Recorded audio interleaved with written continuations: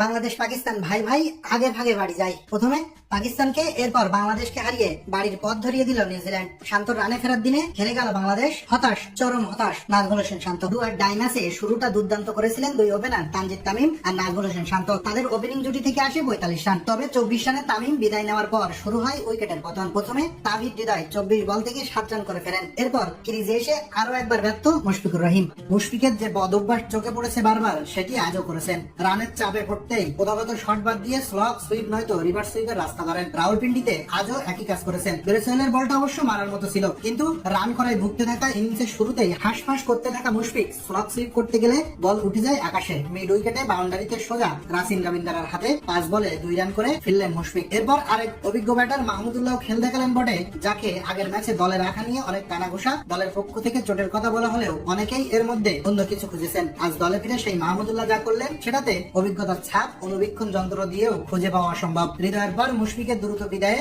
চাপে বাংলাদেশ। রানের গতি তো 10 ওভারের পর থেকেই কমে গেছে। এমন পরিস্থিতিতে মাহমুদুল্লাহ ক্রিজে নামার কিছুক্ষণের মধ্যেই ব্রেসওয়েলকে ডাউন দ্য উইকেটে এসে মারতে গেছেন। ওই মুশফিকের মতোই অবস্থা। 13 বল থেকে 4 রান করে ফিরেছেন মাহমুদুল্লাহ। অভিজ্ঞতার ছাপা থাকলো কই। দুই সিনিয়র ক্রিকেটারের এমন অদ্ভুত শট সিলেকশনে দলকে বিপদে ফেলার মুহূর্তে বাংলাদেশের একটাই স্বস্তি, শান্ত দায়িত্বশীল ব্যাটিংয়ে কিছুটা চাপ সামলে নেয় বাংলাদেশ। শান্তকে দারুণ সঙ্গ দেন জাকের আলী। এরপর 77 রানে শান্ত বিদায় নিলে তখনও এক পাশ আগলে রাখেন জাকের। মাঝে রিশাদ ধুমধারাক্কা খেলে বিদায় নিলেও দেখে শুনে খেলতে থাকে জাকের। তবে আউট হয়েছেন 50 না করার আক্ষেপ নিয়ে। স্ট্রাইক নেওয়ার তাড়াহুড়ায় 45 রানে ফিরেছেন রান আউট হয়ে। ফলে নির্ধারিত ওভার শেষে বাংলাদেশের সংগ্রহ দাঁড়ায় 237 রান। 237 রানের লক্ষ্যে নেমে ইনিংসের শুরুতেই চাপে পড়ে নিউজিল্যান্ড। প্রথম ওভারেই তাসকিন আহমেদের দুর্দান্ত বোলিং এ বোল্ড হয়ে ফিরেছেন ওপেনার ওয়েল ইয়াং। ইনিংসের প্রথম 5 বলে কোনো রান নিতে না পারা ইয়াং ওভারের শেষ বলে তাসকিনের গুড লেন্থের করা ইনসুইং ডেলিভারিতে ডিফেন্স করতে গিয়ে বোল্ড হয়ে যান। প্রথম ওভারেই কোনো রান যোগ না করেই উইকেট হারায় নিউজিল্যান্ড। এরপর ক্রিজে নেমে ইনিংসের দ্বিতীয় ওভারেই নাহিদ রানার প্রথম বলে খানিকটা চাপে পড়েন কেন উইলিয়ামসন। 140 কিলোমিটার ঘন্টায় বল করা নাহিদের গতির কাছে নিজের প্রথম খেলা বলেই ফিরতে পারতেন উইলিয়ামসন। তবে অফসাইডে এজ হয়ে দ্বিতীয় স্লিপ না থাকায় বল বাউন্ডারিতে চলে যায়। তবে ইনিংসের চতুর্থ ওভারে উইলিয়ামসনকে ঠিকই ফেরান নাহিদ রানা। তরুণ এই পেসারের গুড লেন্থের ডেলিভারি ব্যক্তিগত 5 রানে মুশফিকের হাতে ক্যাচ দিয়ে ফেরেন উইলিয়ামসন। নাহিদের বলটি ছিল সত্যি দুর্দান্ত, তাই তো হতাশ হয়ে ফিরে যান কেন উইলিয়ামসন। যেন বিশ্বাসই করতে পারছিলেন না কি থেকে